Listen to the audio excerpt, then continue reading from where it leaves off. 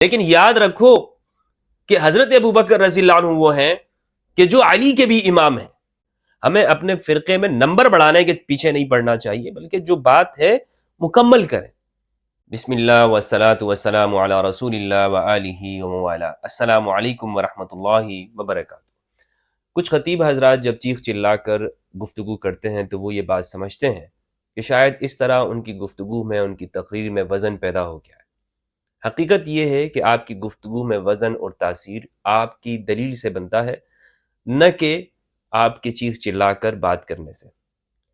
میں جب یہ بات سنتا ہوں کہ لوگ صحابہ کرام رضوان اللہ علیہم کے فضائل وہ ایسی باتوں سے بیان کرتے ہیں کہ جو در حقیقت بنتی نہیں ہے، تو اس سے ایک طرح سے مجھے ان لوگوں کی اس یتیمی کا احساس ہوتا ہے کہ یہ کتنے تہی دامن ہیں.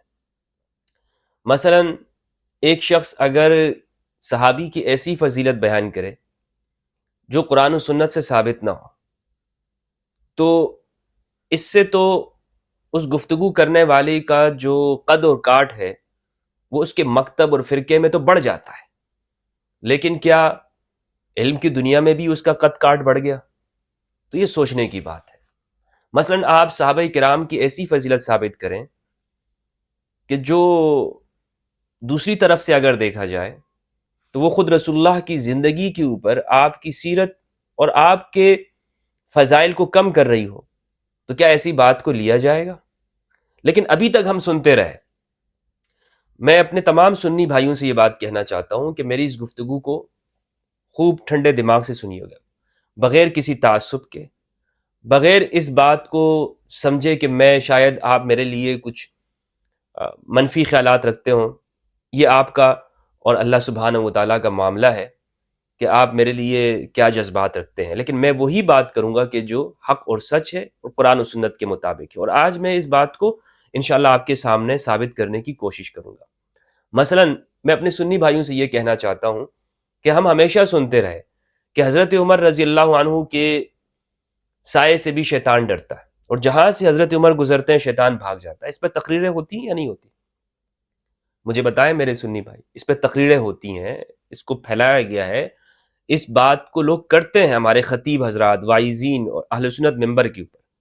لیکن دوسری جانب اگر ان تمام روایات کو آپ جمع کریں، عام لوگوں کا یہ کام نہیں ہے جمع کرنا، لیکن تحقیق کرنا تو کام ہے نا. آپ ان کو جمع کریں تو آپ کو یہ بات معلوم ہوگی کہ اس میں رسول اللہ صلی اللہ علیہ وآلہ وسلم کی توہین ہو رہی ہے. اور اس پر میں الگ سے گفتگو کر چکا ہوں، آپ میری وہ ویڈیو دیکھ سکتے ہیں جس میں میں نے یہ بتایا ہے کہ یہ روایت رسول اللہ صلی اللہ علیہ وآلہ وسلم کی زندگی اور آپ کے شان کے خلاف ہے. مثلا اشارہ کرتا چلوں، باقی آپ وہیں میرے لیکچر میں اس بات کو دیکھیے گا کہ رسول اللہ صلی اللہ علیہ وآلہ وسلم کے سامنے ایک عمل ہو رہا ہے، لیکن شیطان وہاں سے نہ بھاگتا ہو. حضرت عمر آ جائیں اور وہ عمل بند ہو جائے، حضور فرمائیں کہ عمر تمہارے آنے سے شیطان بھاگ جاتا ہے. تو اب یہ آپ خود سوچئے کہ اس میں حضور کی ذات کو جس نے بھی بنائی یہ فضیلت اس نے بیان کی، لیکن یہ نہیں سوچا کہ حضرت عمر کی فضیلت تو وہ ثابت کر رہا ہے، تو حضور کی کیا اس میں شان نہیں کم ہو رہی؟ تو اس طرح سے ہمیں سوچنا چاہیے. تو جب لوگ یہ بات کریں کہ کسی صحابی کی فضیلت بیان کریں تو اس فضیلت کو بیان کرنا چاہیے جو قرآن و سنت کے مطابق ہو. میرے کہنے کا مقصد یہ ہے، میں ہرگز اس کے خلاف نہیں ہوں کہ صحابہ کرام کے فضائل نہیں ہیں. کوئی مسلمان بھی ایسا نہیں ہے کہ جو صحابہ کرام کے فضائل کو نہ مانتا ہو، اس سے انکاری. ایک مسلمان مجھے آپ نہیں دکھا سکتے جو یہ کہتا ہو کہ صحابہ کرام رضوان اللہ علیہم کی کوئی فضائل نہیں ہے. ایسا کوئی شخص نہیں ہے. غالی سے غالی شخص بھی، رافضی بھی آپ اس کو کہہ لیں، وہ بھی اس کا منکر نہیں ہے کہ قرآن مجید کے اندر ان لوگوں کی مدح اور ان لوگوں کی تعریف بیان کی ہے جنہیں رسول اللہ صلی اللہ علیہ وآلہ وسلم کا ساتھ دیا، آپ کے لیے اپنے گھر بار کو چھوڑا، ہجرت کی، نصرت کی، مدینہ کے اندر رہے، ظلم و ستم سہا، قریش اور بنو امیہ کے ظالم اور سفاک ان کے حکمرانوں کا اور ان لوگوں کا کہ جو ان میں بڑے تھے، ان کے ظلم و تشدد کو سہا ہے. تو ایسے لوگوں کی مدح جب قرآن کر رہا ہو تو کوئی شخص کیسے انکار کر سکتا ہے؟ ہاں آپ یہ کہہ سکتے ہیں کہ صحابہ کا جو لفظ ہے یہ قرآن میں اس معنوں میں آیا ہے یا نہیں آیا ہے، یا آپ صحابی کسے کہہ رہے ہیں، اس میں اختلاف ہو سکتا ہے. لیکن مومن جو رسول اللہ کا ساتھ دینے والے ہیں، جو مفلحون ہیں جنہیں قرآن کہتا ہے، جنہیں قرآن مہاجرین اور انصار کہتا ہے، جنہیں السابقون الاولون کہتا ہے، اس سے کوئی انکار نہیں کر سکتا، ورنہ اسے تو اسلام سے نکلنا ہوگا. ٹھیک ہے، تو اس لیے میں اس کا انکاری نہیں ہوں. کوئی شخص یہ کہے کہ جناب آپ انکار کرتے ہیں، نہیں. دیکھیں، میں اس ویڈیو میں جو بات کرنا چاہتا ہوں وہ یہ ہے کہ آپ وہ فضیلت بیان کریں صحابہ کی جو رسول اللہ نے ارشاد فرمائی ہو، جو قرآن مجید نے بیان کی ہو. اور قرآن مجید کے ہوتے ہوئے ہمیں کسی ایسی بات کا کرنا ہمارے لیے ضروری نہیں ہے کہ جو فضیلت ثابت ہی نہ ہوتی ہو. مثلا لوگ یہ کہتے ہیں کہ مولا علی کے امام بھی حضرت ابوبکر رضی اللہ عنہ، یہ بھی مولا علی کے امام ہیں. یعنی اگر حضور نے مولا علی سے یہ فرمایا کہ من کنت مولا فہذا علی مولا اللہم والی من والا وعاد من عادا، کہ جس کا میں مولا ہوں علی اس کا مولا ہے، تو یہ تو مولا علی کی فضیلت ہے. لیکن یاد رکھو کہ حضرت ابوبکر رضی اللہ عنہ وہ ہیں کہ جو علی کے بھی امام ہیں. جب یہ بات کوئی شخص کہے گا اور اس چیز کو کہاں سے ثابت کرے گا؟ اسے وہ ثابت کرے کہ بخاری کے اندر یہ آتا ہے کہ رسول اللہ صلی اللہ علیہ وآلہ وسلم نے فرمایا مروا ابا بکر فلیصلی بالناس، ابو بکر رضی اللہ عنہ کو حکم دو کہ وہ لوگوں کو نماز پڑھائے. اور حضرت ابو بکر نے مرض الوفات، جو کہ نبی صلی اللہ علیہ وآلہ وسلم کے وصال کے قریب کے جو وقت تھا، اس میں جو آپ پر مرض طاری ہوا، اس زمانے میں جو حضرت ابوبکر رضی اللہ عنہ نے نمازیں پڑھائی تو مولا علی نے بھی پیچھے نمازیں پڑھی. اب میں اس بحث میں نہیں جاتا ہوں کہ مولا علی نے پڑھی ہے یا نہیں پڑھی، اس بحث میں نہیں جاؤں گا، کیونکہ یہ کسی طرح ثابت نہیں ہے کہ مولا علی نے وہاں پر جا کر مسجد میں نماز پڑھی ہو، بلکہ زیادہ قرین قیاس یہ بات معلوم ہوتی ہے کہ امام علی علیہ السلام حضور کے ساتھ ہی ہوں گے، حضور کی تیمارداری کر رہے تھے، حضور کے کام کاج کے اندر حضور کے ساتھ ہی بالکل امام علی رہے ہیں. اور آخر تک امام علی نے جب تک تجہیز، تکفین، تدفین نہیں ہوئی رسول اللہ صلی اللہ علیہ وآلہ وسلم کی، مولا علی ساتھ میں ہے. یہ امام علی کے حوالے سے میرا نقطہ نظر ہے. لیکن اگر کوئی شخص یہ کہتا ہے، مانتا ہے کہ مولا علی نے اس زمانے کے اندر حضرت ابوبکر رضی اللہ عنہ کے پیچھے نمازیں پڑھی ہیں، تو اس اعتبار سے حضرت ابوبکر کی افضلیت یہ ہے کہ ابوبکر رضی اللہ عنہ وہ علی کے بھی امام ہیں. تو اب پھر میں یہاں پر ان سے پوچھنا چاہوں گا کہ آپ جب یہ اپنے الفاظ کہہ رہے ہیں نا، یہ دیکھیں یہ حدیث کے اندر نہیں ہے کہ علی کے بھی امام ابوبکر رضی اللہ عنہ ہے، یہ حدیث میں نہیں ہے. لیکن ایک بات تو ثابت ہوتی ہے کہ حضرت ابوبکر رضی اللہ عنہ نے نمازیں پڑھائی ہیں. اب مولا علی نے پیچھے پڑھی ہیں یا نہیں پڑھی ہیں، بلکہ جب اس زمانے کی اگر آپ بات تھوڑی سی سائڈ پہ رکھیں اور وہ 6 ماہ کی بات میں آپ کے سامنے رکھوں کہ رسول اللہ صلی اللہ علیہ وآلہ وسلم کے وصال کے بعد مولا علی 6 ماہ تک بالکل آپ نے اپنی چادر نہیں اوڑھی تھی.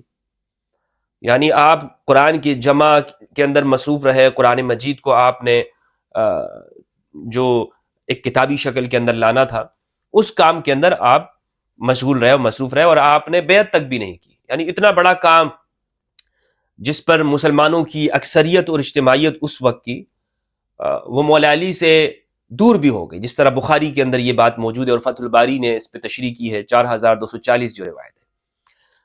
تو یہ میرا موقف ہے امام علی علیہ السلام کے حوالے سے. بالفرض اگر ہم مان بھی لیتے ہیں کہ امام علی نے نمازیں پڑھی ہیں، تو کیا کسی کے پیچھے نمازیں پڑھنے سے امام کا سب سے افضل ہونا ثابت ہو جاتا ہے؟ یہ آپ کیسے ثابت کریں گے؟ یہ ہے اصل سوال.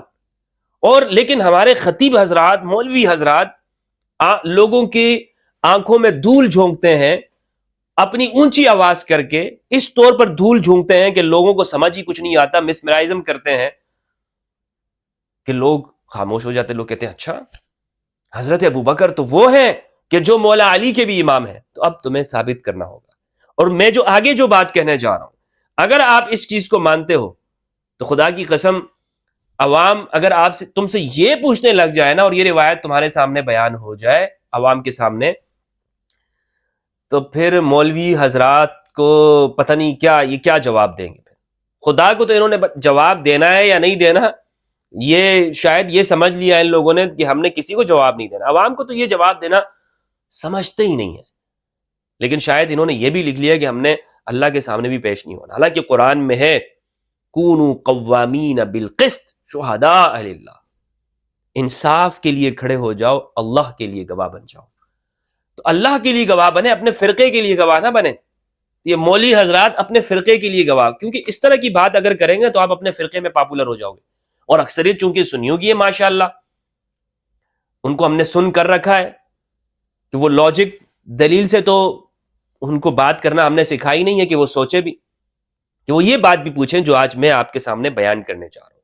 اگر یہ بات ایسی ہے اور ہم اس کو مان لیتے ہیں کہ مولا علی نے حضرت ابوبکر رضی اللہ عنہ کے پیچھے نمازیں پڑھی ہیں، تو آگے جو سوال پیدا ہو رہے ہیں وہ سوال پھر میں آپ کے سامنے پیش کرنا چاہوں گا۔ وہ یہ ہے کہ میں آپ سے یہ کہنا چاہتا ہوں کہ اگر آپ یہ کہتے ہیں کہ مولا علی نے حضرت ابوبکر کے پیچھے نمازیں پڑھی ہیں، تو رسول اللہ صلی اللہ علیہ وآلہ وسلم نے خود عبد الرحمن ابن عوف صحابی ان کے پیچھے نماز پڑھی ہے، نمازیں نہیں، بہت ساری نمازیں نہیں، ایک نماز پڑھی ہے، لیکن بہرحال نماز پڑھی ہے عبد الرحمن بن عوف رضی اللہ عنہ کے پیچھے۔ اب مجھے بتائیں مولوی صاحب، کیا آپ یہ کہیں گے کہ اگر حضرت ابوبکر مولا علی کے بھی امام ہیں، کیونکہ مولا علی نے پیچھے نمازیں پڑھی ہیں، تو کیا مولوی جی آپ یہ کہیں گے کہ عبد الرحمن ابن عوف وہ رسول اللہ کے امام ہیں کیونکہ رسول اللہ نے پیچھے نماز پڑھی ہے؟ اس طرح تو آپ کی منطق کے اعتبار سے عبد الرحمن ابن عوف امام الانبیاء ہوئے علیہ باللہ۔ یہ جملہ آپ کہیں تاکہ پھر آپ کے اوپر پھر لگے، یہ جملہ آپ کہہ کے دکھائیں کہ عبد الرحمن ابن عوف کے پیچھے چونکہ رسول اللہ نے نماز پڑھی ہے صلی اللہ علیہ وآلہ وسلم، فداہ ابی و امی، اگر آپ یہ کہتے ہیں تو پھر اس کا مطلب یہ کہ عبد الرحمن ابن عوف وہ زیادہ افضل ہوئے، وہ زیادہ افضل ہوئے رسول اللہ صلی اللہ علیہ وآلہ وسلم سے بھی، کیونکہ حضور نے ان کے پیچھے نماز پڑھ لی۔ اب یہ کہاں لکھا ہوا ہے؟ یہ ہے جناب صحیح مسلم کے اندر۔ کہاں ہے؟ صحیح مسلم۔ اور کہتے ہیں صحیح مسلم کی تمام روایات صحیح ہیں۔ صحیح مسلم کی حدیث ہے 952، نماز کے احکام و مسائل کے اندر ہے، اور آپ یہ کسی بھی ویب سائٹ پہ بھی دیکھ سکتے ہیں، یا جو ایپس ہیں اس میں آپ دیکھ سکتے ہیں، صحیح مسلم کی روایت۔ ابن شہاب کہتے ہیں عباد بن زید سے ان عروۃ بن المغیرہ ابن شعبہ، انہوں نے روایت کی اخبرہ ان المغیرۃ بن شعبہ اخبرہ انہ غزا مع رسول اللہ صلی اللہ علیہ وآلہ وسلم۔ مختصر یہ کہ یہ حدیث مغیرہ بن شعبہ سے روایت ہے۔ کس سے روایت ہے؟ مغیرہ بن شعبہ سے۔ ترجمہ میں آپ کے سامنے رکھتا ہوں۔ مغیرہ بن شعبہ کہتے ہیں کہ وہ رسول اللہ صلی اللہ علیہ وآلہ وسلم کے ساتھ غزوہ تبوک میں شریک ہوئے۔ مغیرہ نے کہا کہ صبح کی نماز سے پہلے رسول اللہ صلی اللہ علیہ وآلہ وسلم قضاء حاجت کے لیے باہر نکلے، اور میں نے آپ کے ہمراہ پانی کا ایک برتن اٹھایا۔ جب رسول اللہ صلی اللہ علیہ وآلہ وسلم میری طرف لوٹے تو میں برتن سے آپ کے ہاتھوں پر پانی ڈالنے لگا۔ سبحان اللہ۔ آپ نے اپنے دونوں ہاتھ 3 بار دھوئے، پھر اپنا چہرہ دھویا، اس کے بعد اپنے دونوں ہاتھوں سے جب جبہ نکالنے لگے، جبے کی دونوں آستینیں تنگ ہوئیں تو آپ نے اپنے ہاتھ جبے کے اندر کر لیے، حتیٰ کہ آپ نے اپنے بازو جبے کے نیچے سے نکال لی اور دونوں ہاتھ کوہنیوں تک دھوئے، پھر اپنے دونوں موضوع پر مسح کر کے وضو مکمل کیا، پھر آپ آگے بڑھے۔ مغیرہ کہتے ہیں کہ میں بھی آپ کے ساتھ آگے بڑھا، یہاں تک کہ ہم نے لوگوں کو اس حال میں پایا کہ عبد الرحمن بن عوف کو آگے کر چکے تھے۔ انہوں نے انتظار نہیں کیا کہ حضور تشریف لائیں، حضور وضو کے لیے تشریف لے گئے تھے، اور انہوں نے نماز کے لیے امام کس کو آگے کر دیا؟ عبد الرحمن بن عوف، صحابی ہے۔ اچھا، کہتے ہیں یہاں تک کہ ہم نے لوگوں کو اس حال میں پایا کہ وہ عبد الرحمن بن عوف کو آگے کر چکے تھے، انہوں نے نماز پڑھائی، اور رسول اللہ صلی اللہ علیہ وآلہ وسلم کو 2 رکعتوں میں سے ایک ملی۔ آپ نے آخری رکعت لوگوں کے ساتھ ادا کی، چنانچہ حضرت عبد الرحمن بن عوف رضی اللہ عنہ نے سلام پھیرا تو رسول اللہ صلی اللہ علیہ وآلہ وسلم اپنی نماز کی تکمیل کے لیے کھڑے ہو گئے۔ اس بات نے مسلمانوں کو گھبراہٹ میں مبتلا کر دیا اور انہوں نے کثرت سے سبحان اللہ کہنا شروع کر دیا۔ جب نبی صلی اللہ علیہ وآلہ وسلم نے اپنی نماز پوری کر لی تو ان کی طرف متوجہ ہوئے اور فرمایا تم نے اچھا کیا، یا فرمایا تم نے ٹھیک کیا۔ آپ نے ان کی تحسین فرمائی کہ انہوں نے وقت پر نماز پڑھ لی تھی۔ اب اس روایت میں یہ نہیں جاؤں گا کہ قرآن کہتا ہے کہ رسول اللہ سے آگے مت بڑھو، اور یہاں پر کیوں انہوں نے امام کو آگے کر لیا، نہیں، حضور نے دیکھ لیا، حضور نے فرمایا کہ ٹھیک ہے تم لوگوں نے اچھا کیا، لیکن بہرحال ایک کام انہوں نے کر لیا اور حضور نے تحسین فرمائی اس کی۔ یہاں سے اس روایت کو پیش کرنے کا جو مقصد ہے وہ یہ ہے کہ آپ خود دیکھیں اس روایت کو، نمبر کو چیک کریں، صحیح مسلم کی روایت ہے۔ حضور نے 1 رکعت نماز عبد الرحمن بن عوف صحابی کے پیچھے پڑھی، صبح کی نماز ہے، صبح کی نماز ہے، تو یہ شرف تو عبد الرحمن بن عوف کو حاصل ہو گیا۔ کہ حضور نے ان کے پیچھے نماز پڑھی ہے. بتائیں مولوی صاحب، کیا عبد الرحمن بن عوف امام الانبیاء ہوئے؟ نبیوں کے امام اور خاتم النبیین محمد رسول اللہ صلی اللہ علیہ وآلہ وسلم، تمام انبیاء سے افضل، سب کے امام. اور ان کے امام کون؟ عبد الرحمن بن عوف. حدیث سے ثابت ہے. تو کیا ہم یہ کہیں الیاذ باللہ آپ کی منطق کے مطابق کہ اس طرح عبد الرحمن بن عوف کے وہ بھی امام ہوئے حضور کے؟ نہیں کہہ سکتے. آپ کہہ کے تو دکھائیں، آپ. پھر آپ کو ممبر سے عوام اتارتی یا نہیں اتارتی؟ تو یہ جو بات آپ کر رہے ہیں نا، یہاں پر تو ایک بات ثابت ہے کہ رسول اللہ نے عبد الرحمن بن عوف کے پیچھے نماز پڑھی ہے، لیکن یہ تو آپ ثابت نہیں کر سکتے کہ مولا علی نے نماز پڑھی ہے. لیکن اگر پڑھ بھی لی ہے تو کیا اس سے یہ امام کی افضلیت ثابت ہوتی ہے؟ ہرگز آپ ثابت نہیں کر سکتے. اس وجہ سے بھی نہیں کر سکتے کیونکہ سنن ابو داؤد، سنن کبریٰ البیہقی اس کی روایت ہے. حضور صلی اللہ علیہ وآلہ وسلم نے فرمایا صلو خلف کل بر و فاجر، ہر بر اور فاجر کے پیچھے نماز پڑھو. اور فرمایا وصلوا علی کل بر و فاجر، اور ہر بر اور فاجر کے اوپر بھی نماز پڑھو، یعنی اس کی نماز جنازہ پڑھو. وجاہدوا مع کل بر و فاجر، ہر بر اور فاجر کے ساتھ جہاد کرو. یعنی اگر کوئی حکمران تمہارا بر ہے یا فاجر ہے، نیک ہے یا برا ہے، جو بھی ہے، اس کی معیت کے اندر، اس کی قیادت میں تم جہاد کرو. سنن کبریٰ البیہقی اور اسی طرح سنن ابو داؤد کی یہ روایت ہے. تو ہر ایک کے پیچھے نماز پڑھی جا سکتی ہے. اور حضرت ابو بکر رضی اللہ عنہ بلا شک و شبہ ان کا احترام ہے، ان کی فضیلت ہے، ان کا مقام ہے اہل سنت میں. لیکن اس سے ہم یہ ثابت نہیں کر سکتے، یہ چیز ثابت نہیں ہو سکتی. یہ میں نہیں کہہ رہا ہوں کہ ان کی کوئی فضیلت نہیں ہے. بعض پروپیگنڈا کرنے والے مرجفین فی المدینہ سٹی کے اندر جو پروپیگنڈا پھیلاتے ہیں اس زمانے کے سوشل میڈیا کے ہتھیار لے کر ویڈیوز بنانے پہ آ جاتے، او دیکھو ہمدرد رافضی اس نے صحابہ کی فضیلت سے انکار کر دیا. او بھائی صحابہ کی فضیلت سے انکار نہیں کر رہا، میں آپ کی تصحیح کر رہا ہوں کہ حدیث کے مطابق بات کرو. اور اگر آپ یہ کسی پہ فٹ کرتے ہو تو اس کا نتیجہ کیا نکلتا ہے؟ صحیح بخاری کی روایت ہے کتاب الاذان. حسن بصری کا ایک قول ہے یہاں پر. حسن بصری کہتے ہیں رحمہ اللہ صلی وعلیہ بدعت، نماز پڑھو، جو امام ہوگا اس کی بدعت اس کے اوپر. یعنی بدعتی کے پیچھے بھی نماز پڑھ لو، بدعتی کے پیچھے بھی نماز ہوتی. اور یہ جتنے بھی فتوے دیتے ہیں بدعتی کے پیچھے نماز نہیں ہوتی، بریلویوں کے پیچھے دیوبندیوں کی نماز نہیں ہوتی، اہل حدیث کی نماز نہیں ہوتی، شیعہ کے پیچھے نہیں ہوتی، کیونکہ بدعتی لوگ ہیں. یہ بخاری کا کیا کریں گے آپ لوگ؟ اس کا کیا کریں گے؟ وہ فرما رہے ہیں کہ بدعتی کے پیچھے نماز پڑھ لو، بلکہ مخنث کے پیچھے نماز پڑھو. مخنث زہری کہتے ہیں کہ ایک آدمی آپ کو پتا ہو کہ ہجڑا ہے، اس کے پیچھے بھی نماز ہو جاتی ہے. بلکہ یہ بھی روایت ہے، باغی کے پیچھے روایت ہو جاتی ہے. حدیث نمبر ہے 695. اوزائی سے روایت ہے، وہ زہری سے روایت کرتے ہیں، وہ حمید بن عبد الرحمن سے، وہ عبید اللہ بن عدی بن خیار سے. وہ کہتے ہیں کہ وہ حضرت عثمان رضی اللہ تعالیٰ عنہ کے پاس اس زمانے میں آئے کہ جب وہ محصور تھے، جب لوگوں نے محاصرہ کیا ہوا تھا ان کے گھر کا. تو وہ آئے، انہوں نے حضرت عثمان سے کہا کہ آپ امام وقت ہیں، آپ کیا ہیں؟ وہ کہتے ہیں فقال انک امام عامہ، عام لوگوں کے امام آپ ہیں، یعنی عام لوگوں کے امام آپ ہیں، یہ جو نماز پڑھانے کے امام ہیں. ونزل بک ما نرى، اور آپ پر جو مصیبت آئی ہوئی وہ ہم دیکھ رہے ہیں. ویصلی لنا امام فتنۃ ونتحرج، ہمیں تو یہ شورش پسندوں میں سے ایک شخص وہ نماز پڑھ رہا ہے، اور ہمیں اب بامر مجبوری اس کے پیچھے نماز پڑھنی پڑ رہی ہے، اور یہ ہمیں بڑا گراں پہ گزر رہا ہے. تو حضرت عثمان نے کہا الصلاۃ احسن ما يعمل الناس، نماز ان اعمال میں سے جو لوگ کرتے ہیں سب سے بہترین عمل ہے. فاذا احسن الناس فاحسن معهم، جب لوگ اچھے عمل کر رہے ہیں تم بھی ساتھ میں کرو. واذا اساءوا فاجتنب اساءتهم، اور جب وہ برا کریں تو ان کے برے سے تہی دامن کرو، ان کے برے کاموں میں شریک مت ہو.